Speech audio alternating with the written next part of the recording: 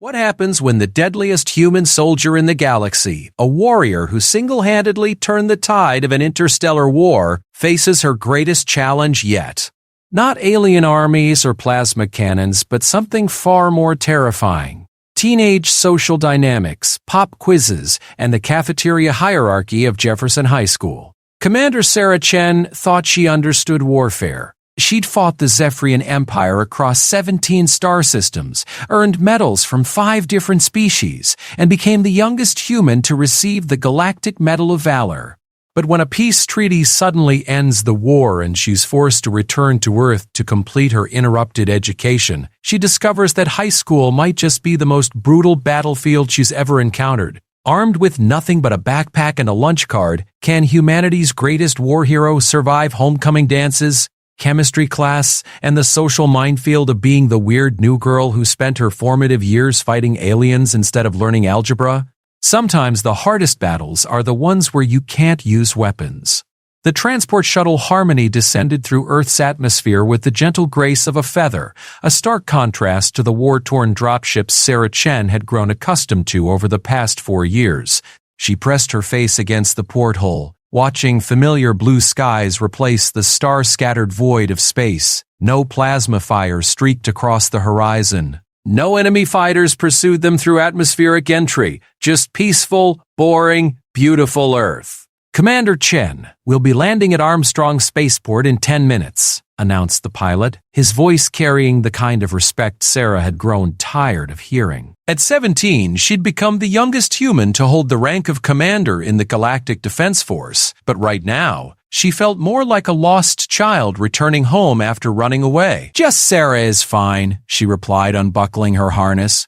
The formal military protocols felt strange here, in the civilian transport that would take her back to a life she'd left behind at 13. Back then, she'd been a skinny kid with dreams of adventure. The Zephyrian War had given her more adventure than any child should ever experience. The shuttle touched down with barely a whisper. Through the observation deck, Sarah could see her parents waiting behind the security barrier, looking older than she remembered. Her mother clutched a tissue, while her father stood rigid in his old Navy uniform, probably the only formal clothes he owned that still fit. They looked small somehow, smaller than the towering aliens she'd fought alongside, smaller than the vast emptiness of space she'd called home for nearly half her childhood. "Ma'am?" The flight attendant appeared beside her. "Your personal effects?" Sarah looked down at the single duffel bag at her feet. Everything she owned in the universe fit into one standard-issue military bag. 3 changes of civilian clothes that probably didn't fit anymore, her medal collection, her service weapon that would soon be confiscated, and a small digital photo of her squad. The customs process was surreal. The agent, a middle-aged woman with kind eyes, looked between Sarah's passport and her face several times before stamping it with shaking hands. "Welcome home, Commander," she whispered. Sarah wondered if she'd seen the news feeds, the footage of the Battle of Kepler 442b, where Sarah had held the line against 3 Zephyrian assault battalions until reinforcements arrived. That battle had made her famous throughout human space, but right now, she just wanted to disappear. The reunion with her parents was awkward and wonderful and heartbreaking all at once. Her mother smothered her in a hug that smelled like home-baked cookies and lavender fabric softener, while her father stood back with tears in his eyes, unsure whether to salute his daughter or embrace her. Sarah made the choice for him, stepping into his arms and feeling 13 years old again. "You're so tall," her mother kept saying, running her hands through Sarah's regulation short hair. "And thin, too thin. We're going to fix that right away." The drive home through suburban Denver felt like traveling through a museum of her former life. Everything was exactly as she remembered, but somehow smaller, more fragile. The shopping centers she'd once thought were massive now seemed quaint compared to the orbital cities she'd seen. The mountains in the distance, once her whole world, were dwarfed by memories of gas giant rings and binary star systems. Her childhood bedroom had been preserved like a shrine. Posters of boy bands she'd once loved covered the walls, next to photos of friends she could barely remember. Her desk still held homework from 9th grade biology, the assignment she'd been working on the night before the Zephyrian invasion reached Earth's outer colonies, and she'd enlisted in the emergency youth recruitment program.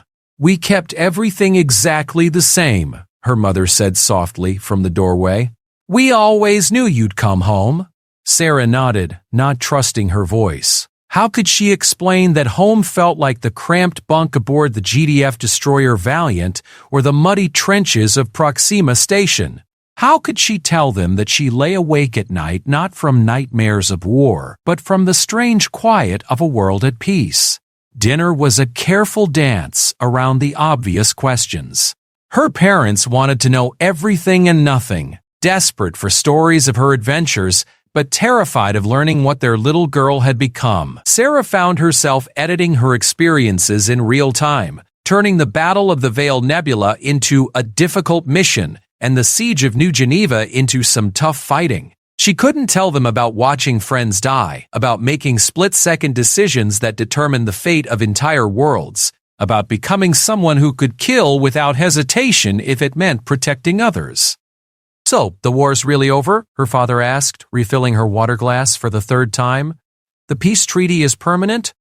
"Looks that way," Sarah replied, cutting her pot roast into precise squares, a habit developed from years of eating ration packs efficiently. "The Zephyrians are retreating to their core worlds. The ceasefire has held for 6 months now. Both sides are tired of fighting. And you're really going back to school?" her mother asked, the question they'd all been avoiding. "You don't have to, you know. You've already served your country." "More than served." Sarah smiled, the expression feeling strange on a face that had grown too familiar with war masks. "The GDF education requirement is non-negotiable. All personnel under 18 who enlisted during the emergency recruitment must complete standard education upon cessation of hostilities." I never finished high school. What she didn't say was that she'd volunteered for the education requirement. After 4 years of war, the idea of returning to a normal life terrified her more than any alien weapon. At least in high school, she'd have structure, objectives, clear parameters for success or failure. It wasn't much, but it was something familiar in a world that no longer made sense. That night, lying in her childhood bed under glow-in-the-dark stars she'd stuck to the ceiling a lifetime ago, Sarah stared at her phone's notification screen. 17 missed calls from Admiral Morrison, her former commanding officer. 12 messages from members of her old squad now scattered across human space. 3 interview requests from Muse networks, and 47 friend requests from people she'd never met who somehow had her personal contact information. She turned the phone off and pulled the covers over her head. Tomorrow, she would report to Jefferson High School as a senior transfer student.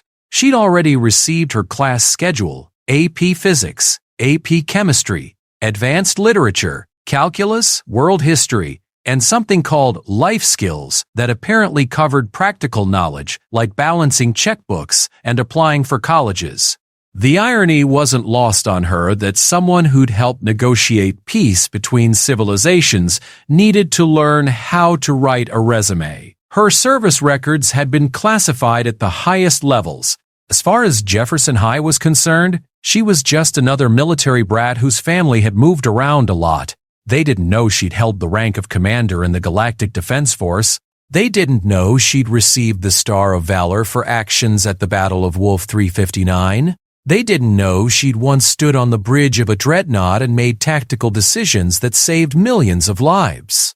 To Jefferson High School, she would just be Sarah Chen, weird new girl with no social media presence and gaps in her cultural knowledge that would be impossible to explain. She didn't know who was dating whom in the latest celebrity drama. She'd never seen the movies everyone quoted. She couldn't name a single song from the past 4 years of Earth music. While her classmates had been learning to drive and going to proms, she'd been learning to pilot assault mechs and attending war councils. The thought of walking into a classroom full of 17-year-olds who worried about pop quizzes and college applications made her stomach clench in a way that facing down Zephyrian shock troops never had. At least in war, she'd known who the enemy was. A soft knock on her door interrupted her spiraling thoughts. "Sarah?" Her mother's voice was gentle. "Can I come in?" Sure, Mom. Her mother sat on the edge of the bed, the mattress dipping exactly the way Sarah remembered from childhood nightmares and bedtime stories. I know this is hard, sweetheart. Coming home. Starting over. If you want to talk about anything at all. Sarah reached out and squeezed her mother's hand, feeling the soft skin and gentle strength that had once been her whole world. I know, Mom. It's just strange. Being here. Being safe. You're 17 years old, her mother said firmly. You deserve to be safe. You deserve to be a teenager, not a soldier. But as Sarah lay awake long after her mother left, she wondered if it was possible to go backwards. Could someone who'd commanded starships learn to care about homework assignments? Could a veteran of interstellar warfare figure out the social dynamics of high school lunch tables? Could a girl who'd seen the vast, beautiful terror of the universe find meaning in the small, safe world of suburban teenage life? Outside her window, the familiar stars twinkled peacefully in the Colorado sky. No enemy fleets moved between them. No distress calls crackled over emergency frequencies. Just silence and safety and the overwhelming challenge of learning to be normal. Tomorrow the real war would begin, not with plasma rifles and battle armor, but with textbooks and social hierarchies and the infinitely complex battlefield of trying to fit in when you'd spent your formative years learning to stand out as a leader among heroes. Sarah Chen had survived the Zephyrian War. Whether she could survive high school remained to be seen. The alarm clock screamed at 0600 hours, and Sarah was instantly awake, hand reaching for the pulse rifle that should have been beside her bunk before reality crashed back. Civilian life, Earth, high school. She'd been awake for 20 minutes anyway, internal chronometer adjusted to ship time and years of military discipline, making sleep past dawn nearly impossible. Her parents were still asleep down the hall, enjoying the luxury of retirement that her father had earned after 20 years in the Navy and her mother after a career in nursing. They'd taken early retirement when Sarah enlisted, spending 4 years waiting for their daughter to come home from a war they could only understand through sanitized news feeds. Standing in front of her bedroom mirror, Sarah tried to make sense of the reflection staring back at her. The girl in the glass looked almost normal in dark jeans and a plain blue sweater, but her posture was all wrong.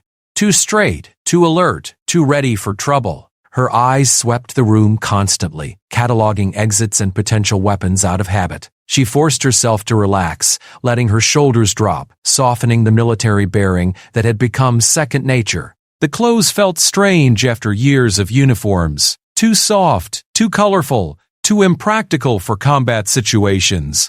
She'd spent an hour the night before trying to remember how civilian teenagers dressed, scrolling through social media profiles of her new classmates and feeling like an anthropologist studying an alien culture, which she supposed she was. Breakfast was another careful negotiation between her parents' desperate normalcy and Sarah's inability to slip completely back into childhood. Her mother had made pancakes shaped like hearts, just as she had on Sarah's first day of high school 4 years ago. The gesture was so achingly sweet that Sarah had to look away to keep from crying. You don't have to do this, her father said suddenly, looking up from his coffee. The education requirement. I've been making calls. Your service record, your rank, the medals, there are ways around it. Universities that would take you right now. Military academies, officer training programs. Dad. Sarah reached across the table and covered his weathered hand with hers. I need to do this. I need to try to be normal, just for a while. Normal. The word felt foreign in her mouth. She'd been many things over the past 4 years. Soldier, commander, hero, killer, but never normal. Normal teenagers didn't hold the Galactic Medal of Valor. Normal teenagers didn't have classified kill counts. Normal teenagers hadn't stood in the war room of a Federation dreadnought, pointing at star charts and discussing the tactical implications of planetary bombardment. The drive to Jefferson High took 12 minutes through tree-lined suburban streets that looked like something from a pre-war tourism brochure. Her mother maintained a steady stream of nervous chatter about teachers and schedules and school traditions, while Sarah watched the building grow larger through the windshield. It was massive by civilian standards, designed to hold 3,000 students, but it seemed impossibly small compared to the orbital stations and capital ships that had been her world. "I can walk you to the office," her mother offered as they pulled into the student parking lot. "Help you get oriented." "I'll be fine, Mom." Sarah shouldered her new backpack, filled with notebooks and pens and all the tools of academic warfare. No plasma grenades, no tactical computers, no emergency medical supplies. Just pencils and paper and a graphing calculator that probably had less processing power than her old rifle's targeting system. The hallways of Jefferson High buzzed with the energy of 17 teenagers starting another year of suburban education. Sarah moved through the crowd like a ghost, observing social dynamics that might as well have been alien cultural practices.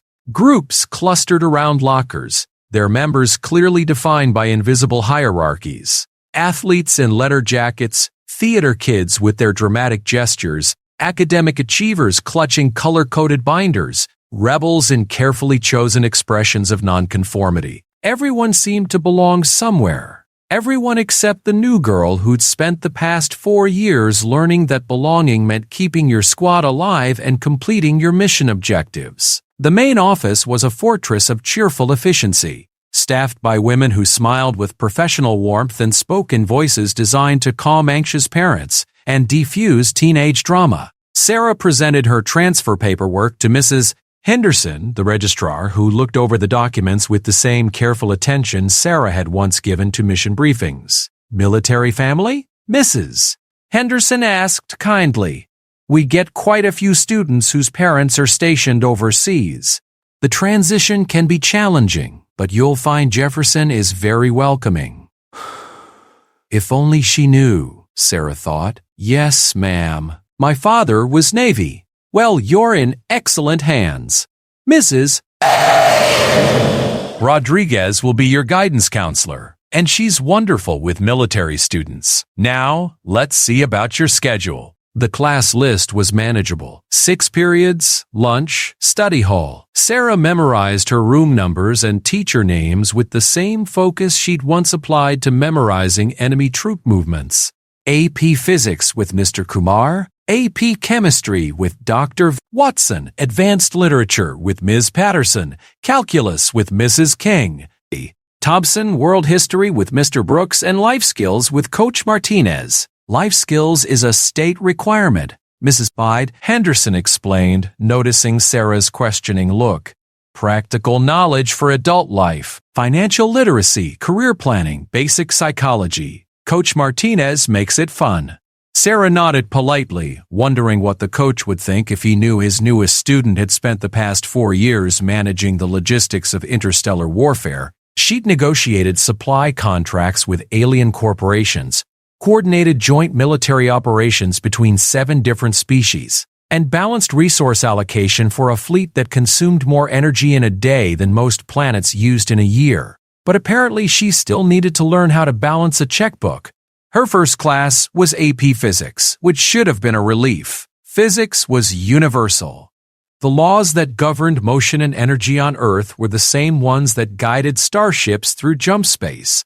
But as Sarah took a seat in the back corner, always keep the exits in view, never sit where you can be flanked, she realized that knowing the theoretical foundations of faster-than-light travel wouldn't help her with high school social dynamics. Mr. Kumar was a small, energetic man who bounced on his toes while explaining the day's lesson on momentum and energy transfer. Sarah found herself mentally calculating the kinetic energy requirements for orbital bombardment while he drew vectors on the whiteboard.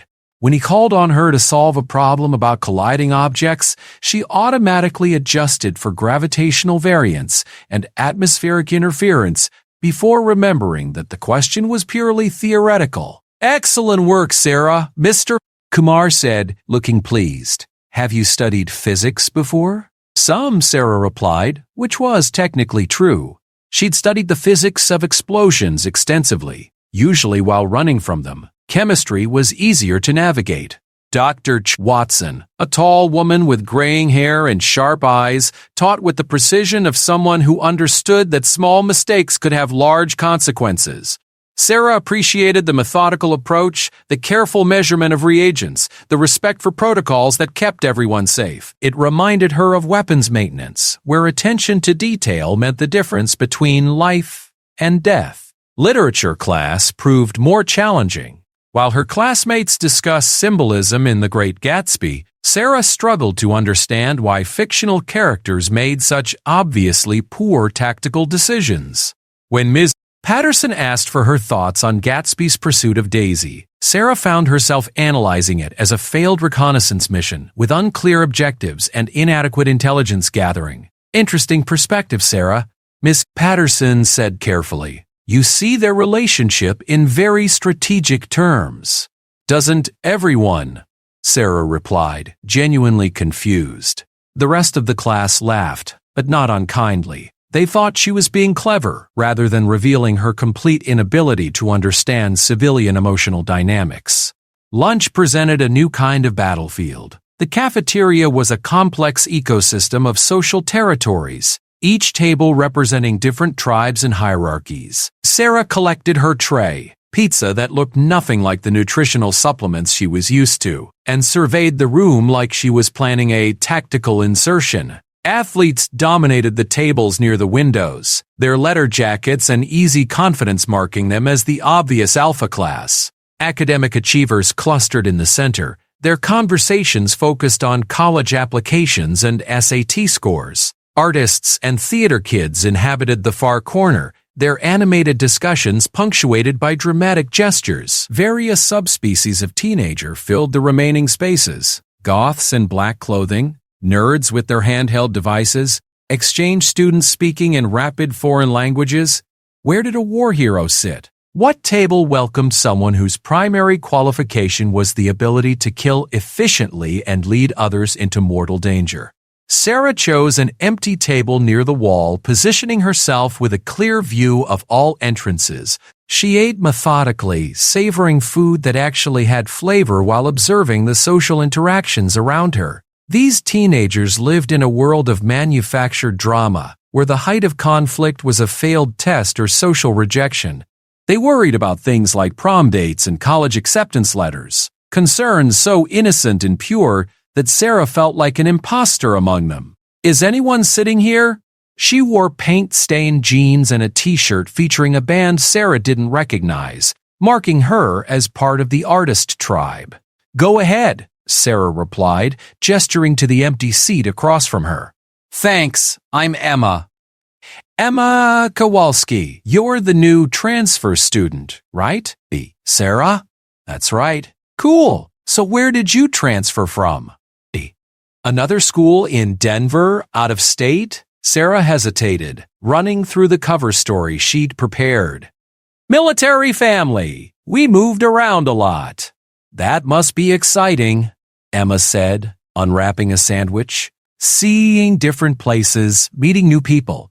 I've lived in the same house my entire life. Sometimes I feel like I'm stuck in a snow globe. Moving has its challenges, Sarah said diplomatically. How could she explain that different places included orbital battle stations and alien worlds? That meeting new people meant forming alliances with civilizations that communicated through biochemical emissions? What's your favorite place you've lived? Emma asked, clearly trying to make conversation with the mysterious new girl.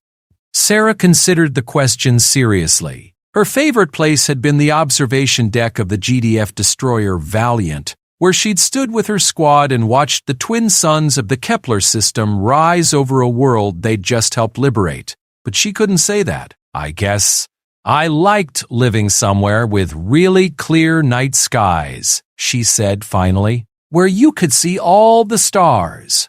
Oh, you'd love the observatory then. Emma's face lit up. There's an astronomy club that meets every Friday night. Mr. Peterson takes us up to the school's telescope.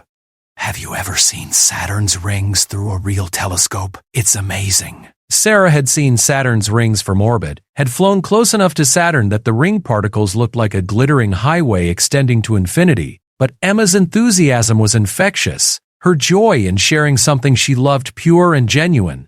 "That sounds really interesting," Sarah said, and meant it. Maybe there was something to be said for observing the universe from a position of safety, appreciating its beauty without worrying about enemy ships emerging from hyperspace. The rest of lunch passed pleasantly. Emma chattered about art classes and school traditions, filling Sarah in on the social landscape of Jefferson High with the casual expertise of someone who'd grown up inside the system. She pointed out the various tribal groups, explaining their customs and hierarchies with anthropological precision. "The athletes aren't as bad as they look," Emma said, gesturing toward the window tables. "Most of them are pretty cool, actually. It's just a few who think their football scholarships make them royalty, and the academic kids are intense but helpful if you need study partners. The theater crowd is dramatic about everything, but they're good people underneath all the performing." "What about you?" Sarah asked. "What group do you belong to?" Emma laughed, a sound like wind chimes in a gentle breeze. "I'm kind of a floater. Art kids mostly. But I hang out with everyone. High school's too short to limit yourself to one tribe, you know?" Sarah nodded, filing away the information. A floater, someone who moved between groups without fully belonging to any of them. Maybe that was the identity she could adopt. The friendly transfer student who didn't quite fit any existing category. The afternoon classes passed in a blur of note-taking and careful observation. World history with Mr. Brooks was almost surreal, listening to him explain conflicts Sarah had studied from classified military archives. When he discussed the causes of interstellar tensions, she had to bite her tongue to keep from correcting his oversimplified analysis. Life skills proved to be exactly what advertised: practical knowledge for navigating civilian adult life. Coach Martinez was a large, cheerful man who treated the class like a friendly conversation about useful things schools didn't usually teach. Today's topic was financial literacy, specifically understanding credit scores and loan applications. "Who can tell me why your credit score matters?" he asked, scanning the room full of teenagers who looked about as engaged as Sarah felt. Several hands went up. "It determines whether you can get a car loan," offered one student. "Whether banks will give you a mortgage," suggested another. "Excellent answers. Your credit score is basically your financial reputation. It tells lenders how reliable you are about paying back money you borrow." Sarah found herself genuinely interested despite herself. She'd managed military supply budgets worth billions of credits, but she'd never had to worry about personal credit scores or mortgage applications. The GDF had provided everything: housing, food, transportation, equipment. She'd never needed to navigate the civilian economy with its complex web of banks and loans and financial institutions. "Now, here's an important question," Coach Martinez continued. "How many of you have jobs? Part-time work? Summer jobs? Anything that gives you your own income?" About half the class raised their hands. Sarah kept hers down, unsure how to classify her military service. She'd been paid, certainly, but military salary was hardly the same as a civilian job. Her wages had gone directly into an account she'd never touched, accumulating for 4 years while the GDF provided everything she needed. "Those of you without jobs might want to consider getting one," the coach said kindly. "Even part-time work teaches valuable skills: time management, customer service, handling money. Plus, establishing a work history early helps when you apply for better positions later." After class, Sarah lingered in the hallway, processing the day's experiences. She'd survived her first day of high school without any major disasters. No one had discovered her real identity. No one had asked uncomfortable questions about the gaps in her cultural knowledge. She'd even made a potential friend in Emma, who'd invited her to sit with the art kids at lunch tomorrow. But as she walked toward the parking lot where her mother waited, Sarah felt the strange disconnection that had haunted her since returning to Earth.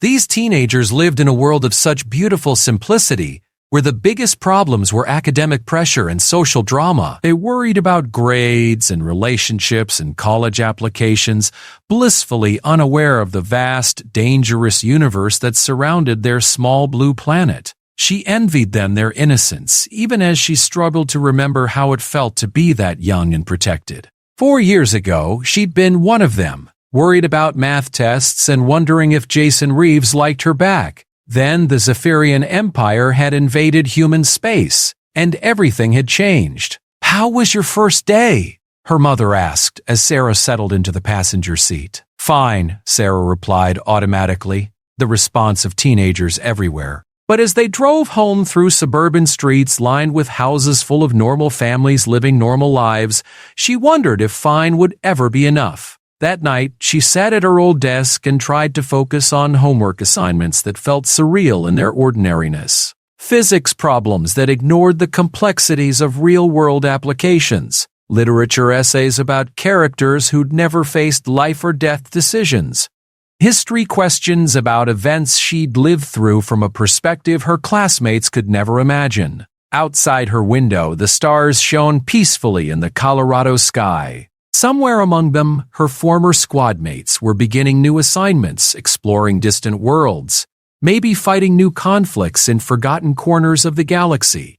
They were living the life she'd trained for, the life she'd been good at, the life that had given her purpose and meaning. But here on Earth, in a bedroom decorated with posters of boy bands and pictures of friends she barely remembered, Sarah Chen tried to learn how to be 17 years old again. Tomorrow she would return to Jefferson High, sit through classes that taught her nothing she didn't already know, and continue the most difficult mission of her life, learning how to be normal. The war was over, but the real battle was just beginning. 3 weeks into her civilian educational mission, Sarah had established a routine that felt almost military in its precision. Wake at 0600, physical training in the backyard while her parents slept, shower, breakfast, school, homework, sleep. The structure helped maintain her sanity in a world that seemed to operate without any logical command hierarchy. She'd also begun to understand the complex social ecosystem of Jefferson High, mapping its territories and alliances with the same strategic mind she'd once applied to alien battlefields. The various groups weren't just random clusters of teenagers, they were sophisticated political entities with their own rules, resources, and spheres of influence. The athletes, led by star quarterback Marcus Wellington and head cheerleader Ashley Morrison, controlled the prime real estate of the cafeteria and most school events. They had the backing of coaches, the attention of local media, and the kind of confident swagger that came from being genuinely good at something that mattered to the community. In military terms, they were the Heavy Armor Division, impressive, well-supplied, and effective in direct confrontation. The academic achievers operated more like intelligence units, gathering information through their connections to teachers and administrators. Student body president Jennifer Liu commanded this faction with quiet efficiency, turning grade point averages and test scores into social currency. They might not have the visibility of the athletes, but they had influence where it counted. College recommendation letters, scholarship committees, and the respect of authority figures. The arts students, Emma's people, functioned as the cultural ambassadors of the school, creating the plays and concerts and art shows that gave Jefferson High its personality. They had limited resources but high visibility, their creativity making them valuable allies for anyone trying to influence school culture. Then there were the smaller factions, the tech-savvy computer club that controlled information flow through social media, the drama kids who excelled at psychological warfare, the band geeks whose discipline and loyalty made them surprisingly formidable when organized, and dozens of microgroups based around shared interests or circumstances. Sarah had been studying these dynamics for weeks, but it wasn't until the incident with Tyler Morrison that she truly understood how quickly the political landscape could shift. It happened during lunch on a Tuesday. Sarah was sitting with Emma and a rotating cast of art students, listening to them debate the merits of different painting techniques while she worked through calculus problems. The conversation was pleasant background noise until a commotion erupted at the athletes' table. Tyler Morrison, Ashley's younger brother and a junior varsity football player, had been holding court with his usual audience of wannabe popular kids. He was loud, confident, and possessed the kind of casual cruelty that Sarah had seen in certain types of soldiers who let power go to their heads. His target today was David Kim, a quiet sophomore who'd made the mistake of sitting too close to the popular table. Sarah didn't know David well, but she'd observed him in the library where he spent most lunch periods reading science fiction novels and working on what looked like engineering projects. "Hey, Kim!" Tyler's voice carried across the cafeteria. "Still building your little robot toys? When are you going to make something useful, like a girlfriend simulator?" The laughter from Tyler's table was ugly, the kind that fed on someone else's humiliation. David hunched over his lunch tray, face burning with embarrassment, while the rest of the cafeteria pretended not to notice. This was standard high school predator behavior, a dominant individual asserting status by attacking someone perceived as weak and friendless. Sarah felt something cold and familiar settle in her chest. She'd seen this before, in military units where discipline broke down, where strong personalities terrorized weaker ones until unit cohesion collapsed entirely. Tyler Morrison reminded her of Sergeant Kellner, a squad leader who'd used his position to bully recruits until someone finally stopped him. "We should do something," Emma whispered beside her, but her voice carried uncertainty. The unspoken rule was clear: intervene in popular kid drama, and you become the next target. Sarah was already standing up, her body moving before her mind fully processed the decision. This wasn't a strategic choice. It was instinct, the automatic response of someone trained to protect others regardless of personal cost. "Morrison," she said, her voice carrying across the cafeteria with parade ground authority. "That's enough!" The conversation around Tyler's table died instantly. Every head in the cafeteria turned toward the new girl who just challenged one of the school's untouchables. Tyler looked genuinely shocked, as if his lunch tray had suddenly started talking back to him. "Hey!" "Excuse me?" Tyler stood up, using his height and football build to project intimidation. "Did you just tell me what to do?" Sarah walked toward him with the measured pace of someone who'd faced down alien shock troops and wasn't about to be intimidated by a 17-year-old with anger management issues. She stopped just outside his personal space, close enough to make her point, but not so close as to appear aggressive. "I said, that's enough," Sarah repeated, her voice calm and level. David wasn't bothering anyone. "Find a better use for your time." Tyler's face reddened with embarrassment and anger. His friends were watching, waiting to see how their leader would handle this unexpected challenge from someone outside their social circle. The entire cafeteria had gone silent, sensing drama about to unfold. "Who the hell do you think you are?" Tyler stepped closer, trying to use his physical presence to force Sarah to back down. "You've been here 3 weeks. You don't know how things work around here." Sarah didn't move. She'd stood in the command center of a Federation dreadnought, while Zephyrian battlecruisers closed in on her position. A teenager having a tantrum wasn't going to make her flinch. "I know bullying when I see it," she said simply. "And I know it stops when someone decides to stop it." The confrontation might have escalated further, but Marcus Wellington materialized beside his friend with the smooth diplomacy of someone who understood that the quarterback's reputation was tied to the behavior of his teammates. "Tyler, man, chill out," Marcus said, his hand on Tyler's shoulder projecting calm leadership. "It's not worth it." Ashley Morrison appeared on Tyler's other side, her cheerleader smile bright and sharp as a blade. "Tyler, you're being embarrassing. Come sit down." But Tyler was too angry to accept the graceful exit his friends were offering. "This new girl thinks she can come in here and run her mouth. Someone needs to explain how things work." "Actually," came a new voice from behind Sarah. "I think she explained them pretty clearly." Sarah turned to find Jennifer Liu approaching, flanked by several other academic achievers. The student body president's intervention transformed the situation entirely. Jennifer commanded respect from both students and faculty, her perfect GPA and Ivy League prospects giving her social armor that even the athletes couldn't dent. "The behavior was inappropriate," Jennifer continued, her tone carrying the authority of someone who'd chaired student council meetings and mediated disputes between rival clubs. Sarah was right to speak up.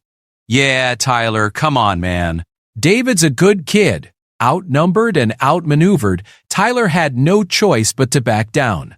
He stalked back to his table, his humiliation complete, while the cafeteria gradually returned to its normal volume. David Kim looked up at Sarah with gratitude and disbelief, clearly unused to having anyone defend him. "Thank you," he said quietly. "You didn't have to do that." "Yes, I did," Sarah replied, and meant it. Some things were non-negotiable, regardless of the social cost. As she returned to her table, Sarah noticed the changed atmosphere around her. Emma was staring at her with something approaching awe, while other students looked at her with new respect and curiosity. She'd just done something that most people only fantasized about. She'd stood up to a bully and won. "That was amazing," Emma whispered as Sarah sat down. "I can't believe you just did that." Tyler Morrison has been terrorizing underclassmen for 2 years, and no one's ever called him out like that. But Sarah was already analyzing the political ramifications of her actions. She'd made an enemy of Tyler and probably some of his friends. She'd aligned herself with the academic faction through Jennifer's intervention. Most importantly, she'd established herself as someone willing to take action when others wouldn't, a reputation that could be both asset and liability in the complex social warfare of high school. The rest of the day played out like the aftermath of any military engagement. Teachers who'd heard about the incident looked at Sarah with new interest. Students she'd never spoken to nodded at her in the hallways. David Kim approached her after chemistry class to offer heartfelt thanks and an invitation to join the engineering club. But the most significant response came from an unexpected source. As Sarah collected her books from her locker at the end of the day, Ashley Morrison appeared beside her with the predatory grace of a career politician. "That was quite a show you put on today," Ashley said, her voice carrying the kind of manufactured warmth that meant danger in any language. "I don't know what you mean," Sarah replied, continuing to pack her backpack with military efficiency. "Standing up to my brother like that. Very dramatic. Very heroic."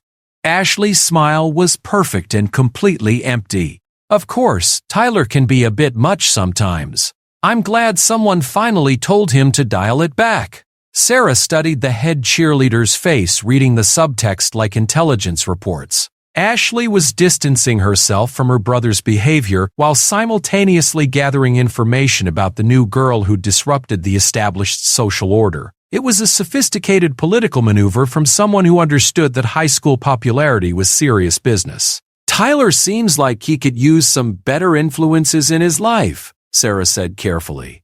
"Oh, absolutely. And you seem like someone who could be a very good influence around here." Ashley's eyes were bright with calculation. "You should sit with us at lunch tomorrow.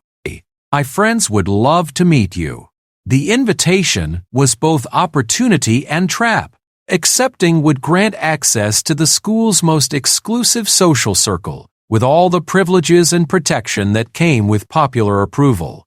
But it would also mean playing by their rules, accepting their values, and probably compromising some of the principles that had motivated her to defend David in the first place. Sarah had faced similar choices during the war, moments when political expedience clashed with personal ethics, when the easy path led away from doing what was right. She'd learned that the decisions you made in those moments defined who you were more than any medal or commendation. "Thanks for the offer," Sarah said, shouldering her backpack, "but I like where I'm sitting." Ashley's smile flickered for just a moment, revealing surprise beneath the polished exterior. She'd probably never been turned down by someone seeking social advancement. "Of course," Ashley recovered smoothly.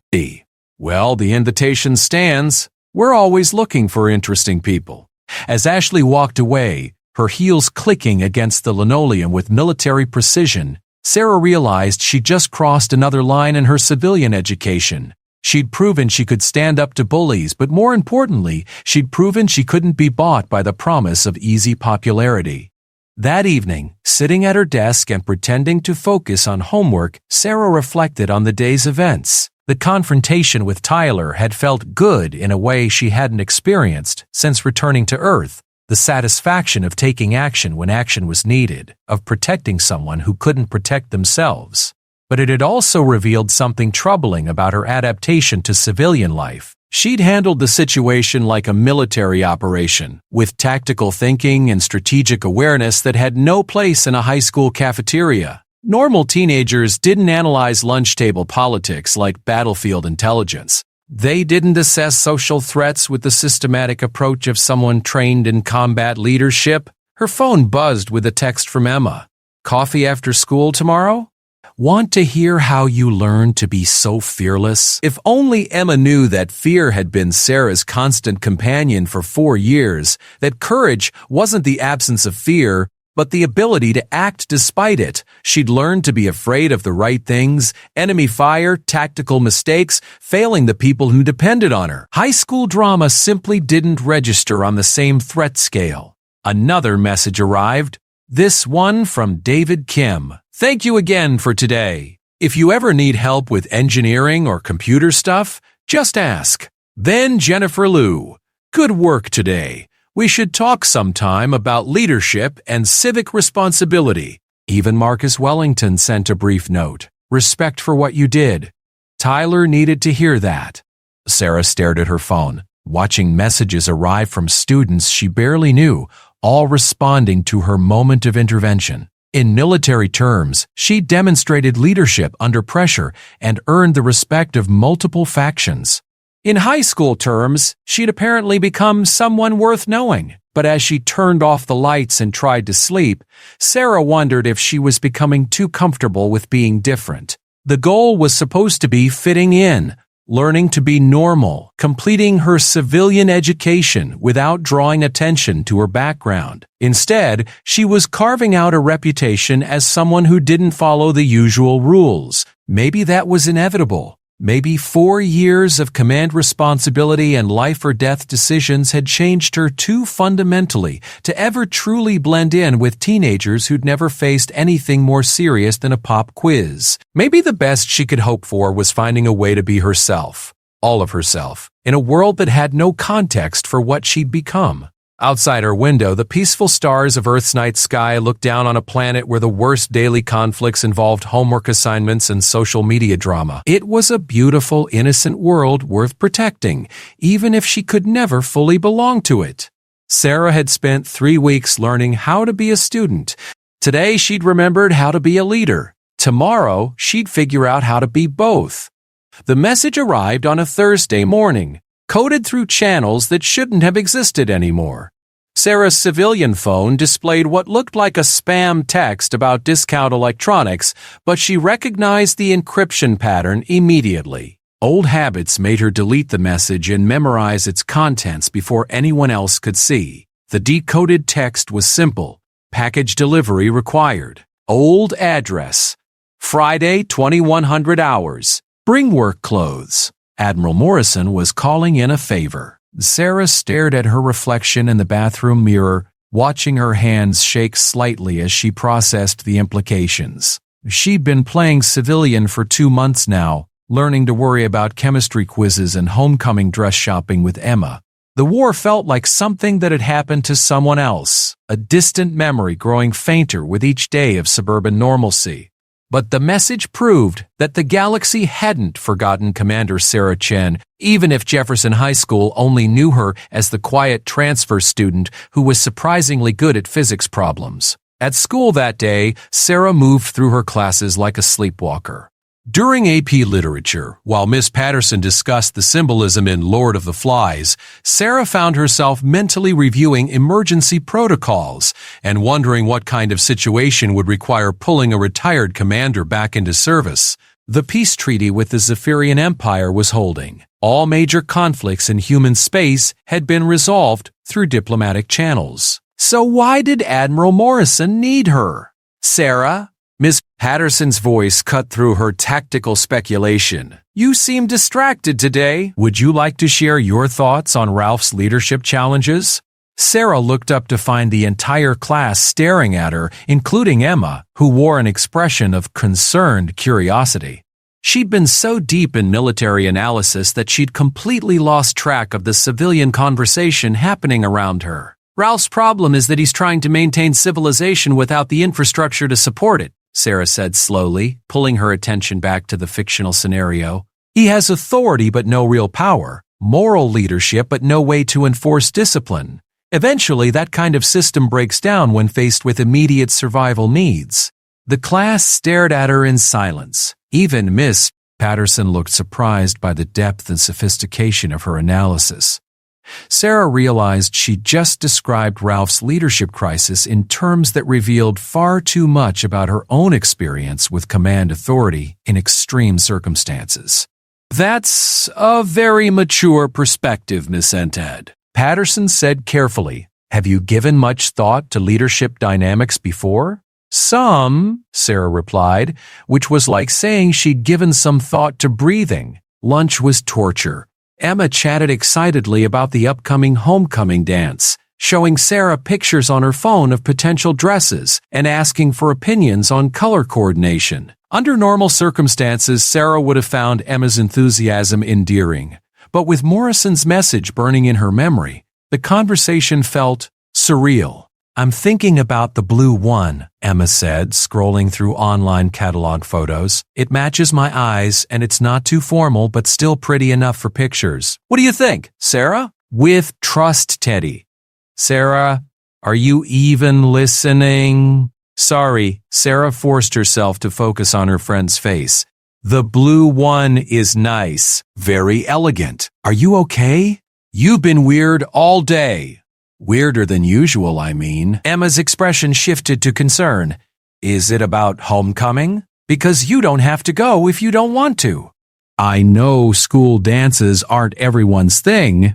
Sarah almost laughed at the understatement. School dances definitely weren't the thing of someone who'd spent her formative years in military service learning to waltz with alien diplomats at formal treaty ceremonies. But Emma's concern was genuine, and Sarah felt a stab of guilt about the deception she was maintaining. "I'm fine," she lied, "just thinking about college applications." It wasn't entirely false. She was thinking about her future, wondering if civilian education would even matter if Admiral Morrison was pulling her back into military service. The thought of returning to space, to the clear hierarchy and defined objectives of military life, sent conflicting emotions through her chest. Relief and terror in equal measure. That evening, Sarah told her parents she was going to study at the library and would be home late. They accepted the explanation without question, trusting their daughter's newfound dedication to academic achievement. The irony wasn't lost on her that the biggest lie she'd ever told them was also the most believable. The old address turned out to be a warehouse complex on the industrial side of Denver, the kind of anonymous commercial space that could house anything from legitimate businesses to classified government operations. Sarah arrived 30 minutes early, using the time to conduct reconnaissance and confirm she wasn't walking into a trap. Paranoia was a survival skill that never went out of style. Admiral Morrison was waiting in a small office furnished with military efficiency, metal desk, 2 chairs, secure communications equipment, and a holographic display projector that definitely wasn't civilian technology. He looked older than Sarah remembered, the weight of command and 4 years of war etched into the lines around his eyes. "Commander Chen," he said, standing as she entered. "Thank you for coming. I'm not a commander anymore, sir," Sarah replied, but her posture automatically shifted to military attention. Some habits were too deeply ingrained to fade. "Actually, that's why you're here." Morrison gestured to the chair across from his desk. "We have a situation that requires someone with your specific qualifications." The holographic display activated, showing a star map that Sarah recognized, the Kepler sector where she'd fought some of her most significant battles during the war. Red markers indicated unusual activity along the border between human and Zephyrian space. 6 days ago, we lost contact with the mining station on Kepler 442c, Morrison began, his tone carrying the familiar weight of military briefings. The station was operating under the new cooperative mining agreement with the Zephyrians, part of the economic cooperation protocols in the peace treaty.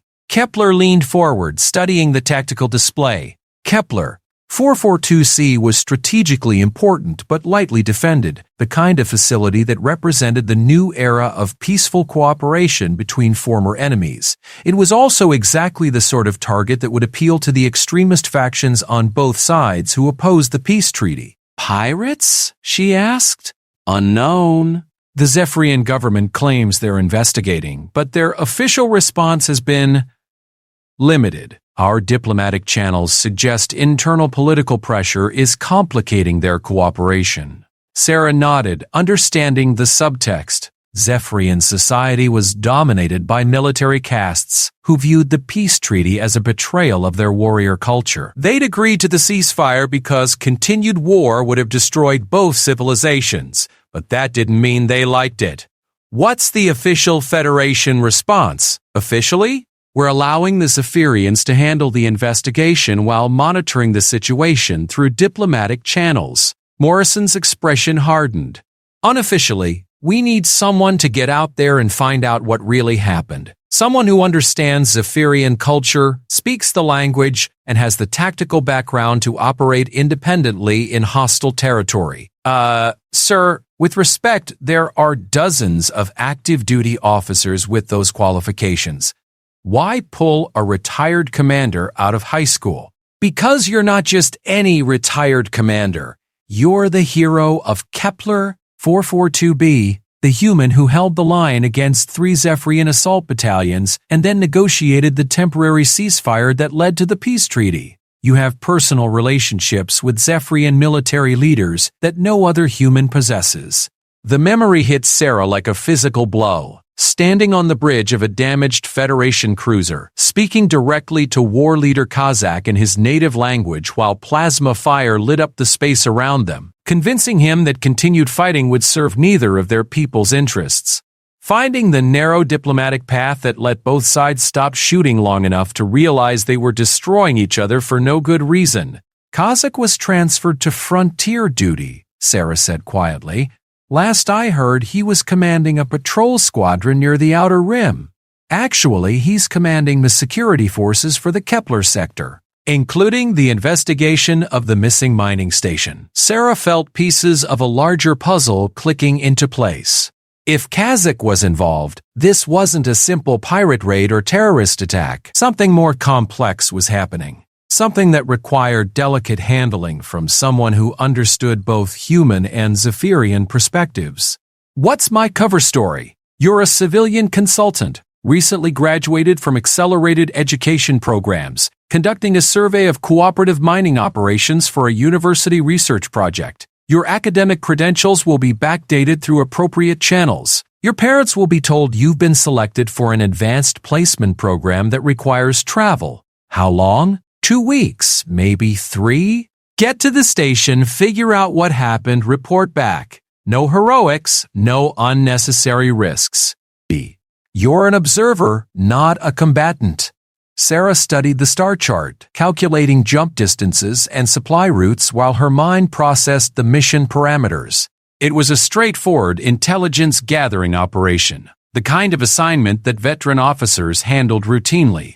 But Morrison was right about her unique qualifications. She was probably the only human alive who could walk into a Zephyrian military facility and be welcomed as a respected former adversary rather than a potential spy.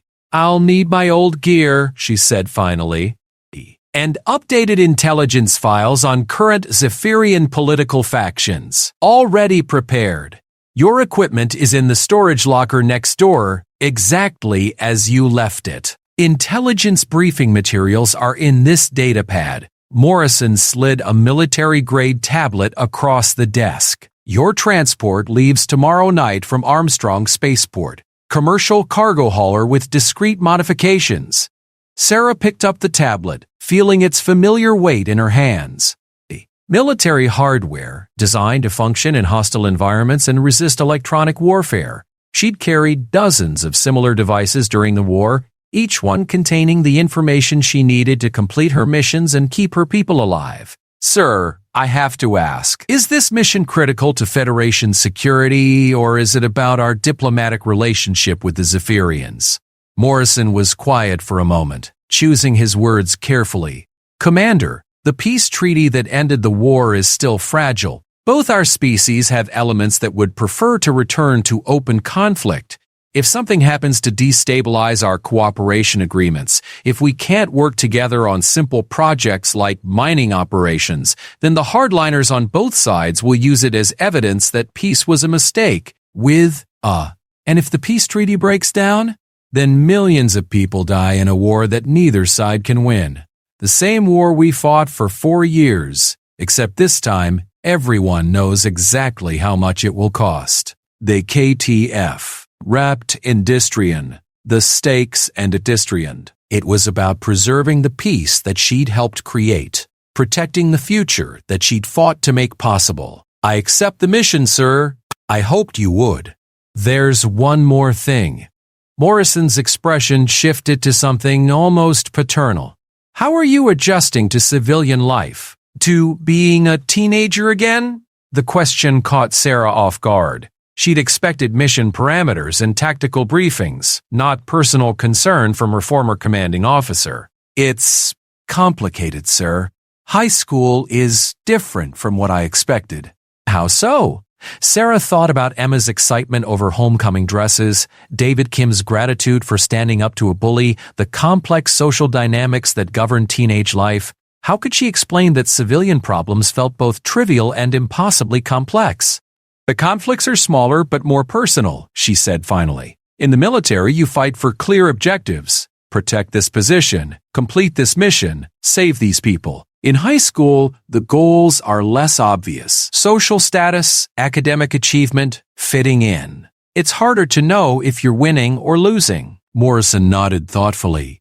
And which do you prefer? I don't know yet. High school is safer but more confusing. Military service was dangerous but simpler. Sarah paused, considering her words. I think I'm still figuring out who I'm supposed to be when no one's shooting at me. That's the most honest answer I've heard from any returning veteran, Morrison said. For what it's worth, I think you're handling the transition well. Your guidance counselor sends regular reports to the Veterans Education Office. Academic performance, social integration, psychological adjustment, all positive indicators. Sarah felt a flash of irritation that her high school experience was being monitored and reported, but she supposed it made sense. The military had invested significant resources in her training and development. They'd want to know how their investment was adapting to civilian life. After this mission, will there be others? That depends on you, Morrison said. The Federation will always have need for people with your skills and experience. But you're still 17 years old, and you've already given more to military service than anyone has a right to ask. The choice of what comes next should be yours. An hour later, Sarah drove home through suburban Denver with her head spinning. In less than 24 hours, she would leave behind her carefully constructed civilian identity and return to the life she'd been trained for. The prospect filled her with excitement and dread in equal measure. At home, she sat at her desk and stared at her homework assignments, calculus problems, a literature essay, chemistry lab reports. 2 weeks ago, these had seemed like the most important things in her world. Now they felt like artifacts from someone else's life. Her phone buzzed with a text from Emma. Want to go dress shopping tomorrow after school? I found 3 more options online that could be perfect. Sarah typed and deleted several responses before settling on, can't tomorrow. Family thing. Rain check? Emma responded immediately. Of course, everything okay. Just boring family business. See you Monday. It wasn't technically a lie, Sarah told herself. The Federation military was like a family, and this was definitely their business. But the deception felt heavier than usual, weighted with the knowledge that she was about to disappear from her friends' lives without explanation. She pulled out the datapad Morrison had given her and began reviewing intelligence files on current Zephyrian political factions. The information was dense and complex, painting a picture of a society struggling to adapt to peace after generations of warrior culture. Familiar names appeared in the reports, Zephyrian officers she'd fought against and occasionally alongside during the war. By the time she finished reading, it was past midnight.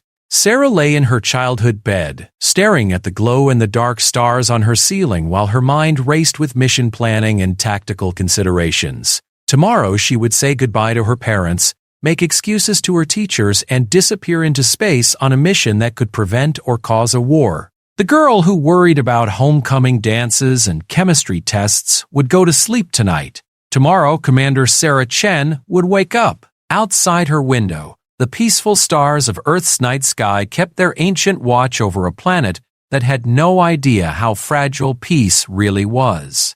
Sarah closed her eyes and tried to remember what it felt like to be 17 years old and normal, knowing that in a few days she might need that memory to find her way home again. The cargo hauler, silent running, dropped out of jump space at the edge of the Kepler system with the ungraceful lurch that Sarah remembered from countless military transports. She floated in the observation blister, watching familiar stars resolve into their proper positions while her stomach adjusted to the transition from hyperspace to normal physics. Kepler 442 system, dead ahead, announced Captain Torres, the grizzled freighter pilot who'd spent the 3-day journey treating Sarah like any other passenger. He didn't know her real rank or mission parameters, just that she was a civilian consultant with high-level clearance and a generous expense account. Sarah pressed her face against the viewport, studying the inner system through military eyes. Kepler 442b hung like a blue-green jewel against the starfield, the world where she'd earned her reputation and helped end a war. The orbital infrastructure around the planet had expanded significantly since the peace treaty, commercial stations, and cooperative facilities replacing the battle platforms and defensive arrays. Kepler 442c was visible as a distant red dot, the mining world where 132.7 humans and Zephyrians had vanished without explanation. No distress signals, no evidence of attack. No indication of what had happened to the most successful example of interspecies cooperation in the post-war galaxy. Picking up a transmission, Torres called from the cockpit.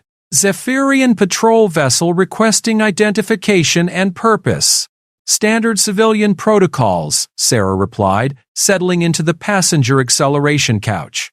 I'm Dr. Sarah Chen, university researcher, here to conduct a survey of cooperative mining operations. The interaction proceeded exactly as Morrison's intelligence briefing had predicted. The Zephyrian officer was polite but thorough, requesting documentation and scanning their cargo manifests with professional efficiency. Sarah responded in fluent Zephyrian, earning a surprised grunt of approval from the patrol commander.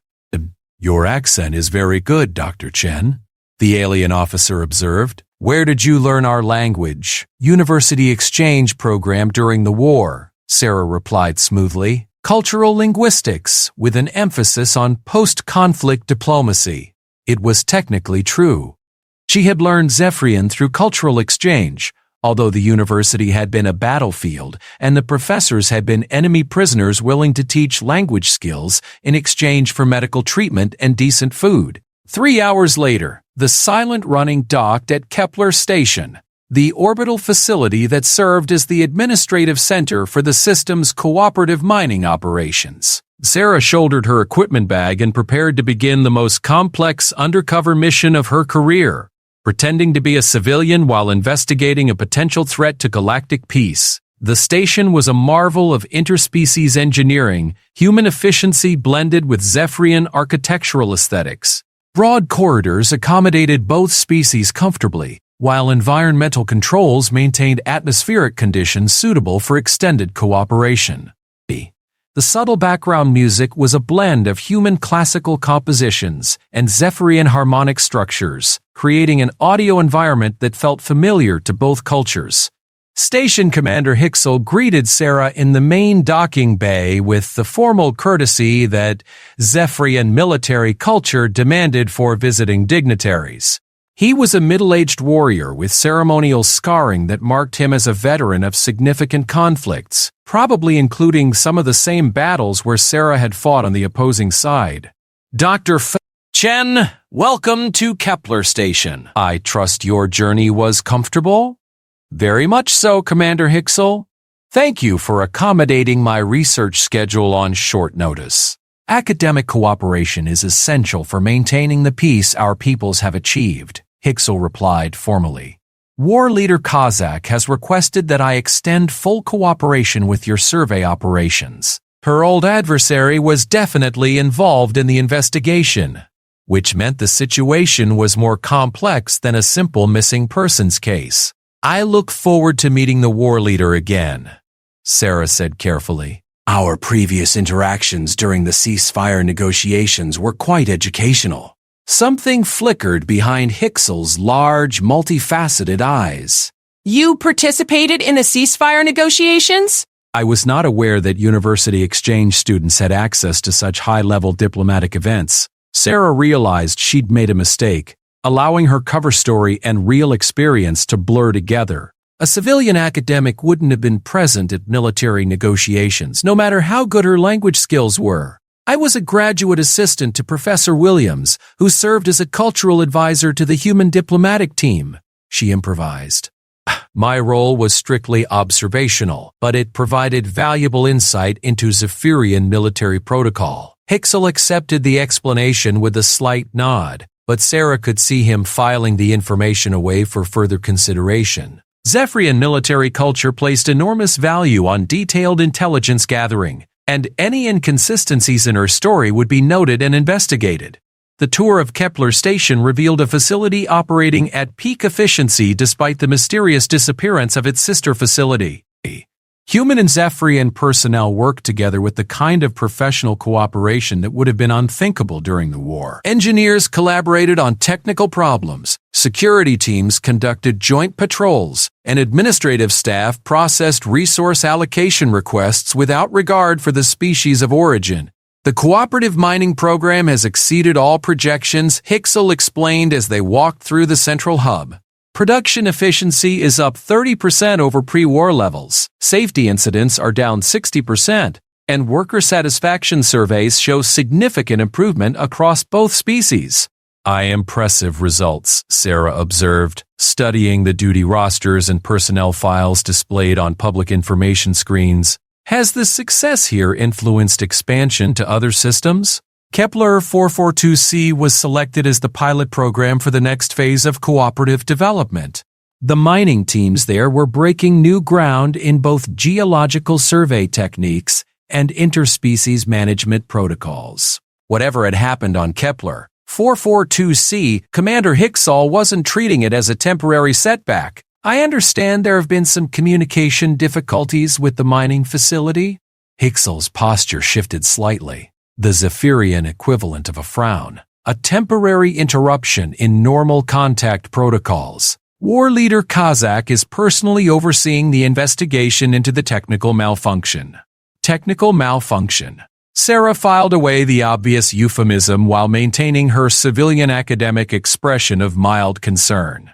I hope it won't interfere with my research schedule. I was particularly interested in observing the mining operations firsthand.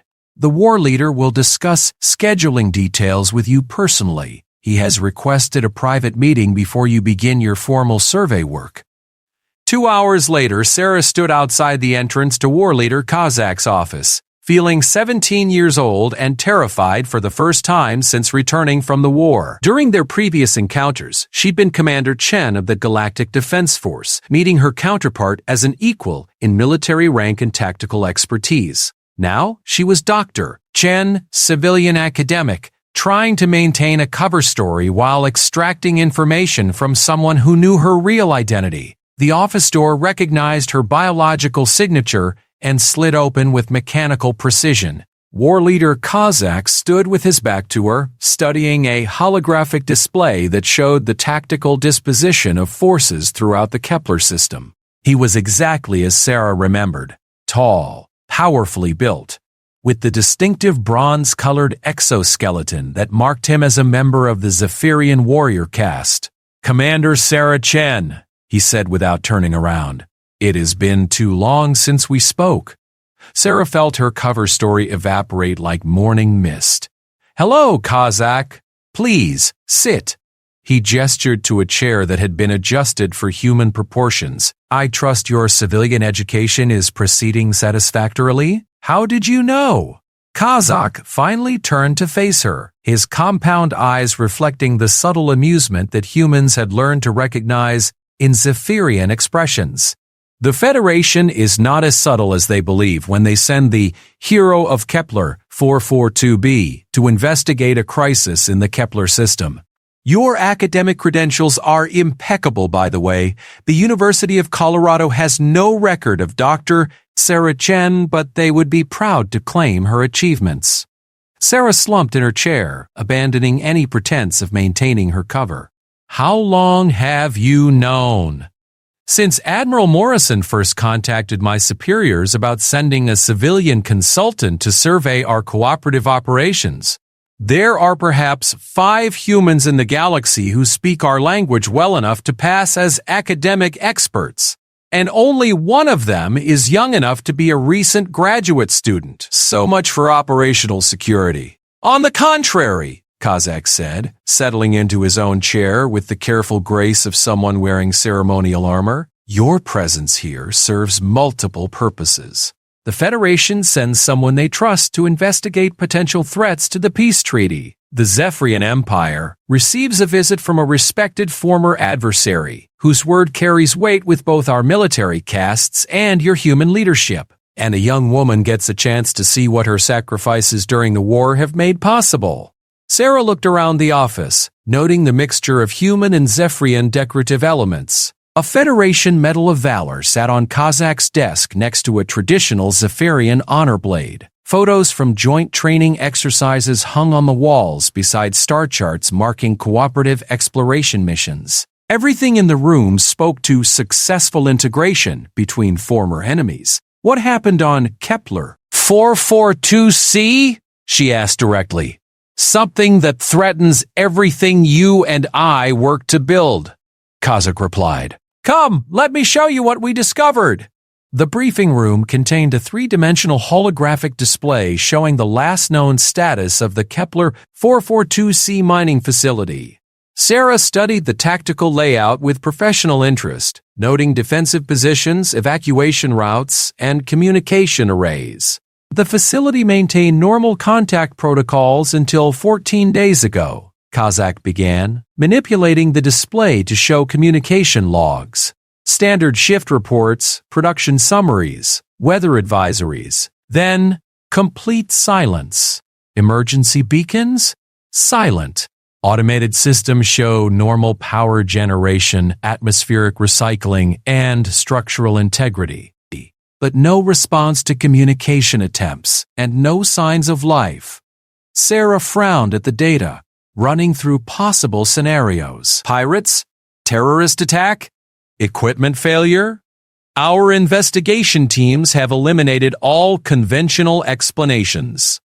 Kazakh adjusted the display to show orbital sensor readings. No evidence of external attack. No signs of internal disaster. No indication that anyone attempted to leave the facility. That's impossible. 137 people don't just vanish without leaving evidence. Nevertheless, that appears to be exactly what happened. Kazakh's tone carried the frustration of someone who'd exhausted all logical possibilities. My initial investigation teams found the facility completely intact. Personal belongings in quarters, food still warm in the dining areas, workstations showing normal operational status, but no people. Sarah felt a chill that had nothing to do with the station's environmental controls.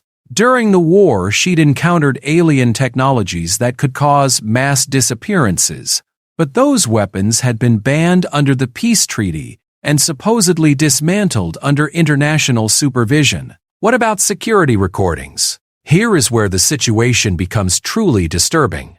Kazakh activated a series of video feeds showing different areas of the mining facility. These recordings spanned the 12 hours before contact was lost. Human and Zephyrian workers went about their normal routines with no signs of distress or unusual activity.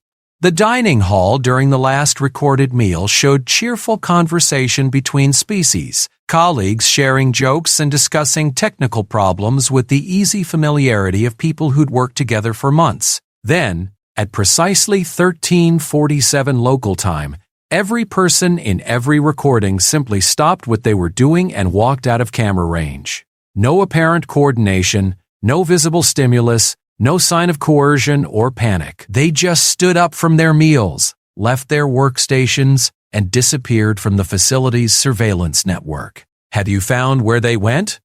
That is the question that has consumed my investigation for the past 2 weeks. Kazak's expression reflected the deep concern that Zephyrian military culture rarely displayed. Comprehensive sensor sweeps of the planet's surface show no life signs.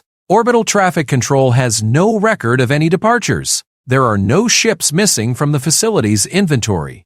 Sarah studied the timestamp on the recordings, cross-referencing it with her mental database of significant events in the post-war period.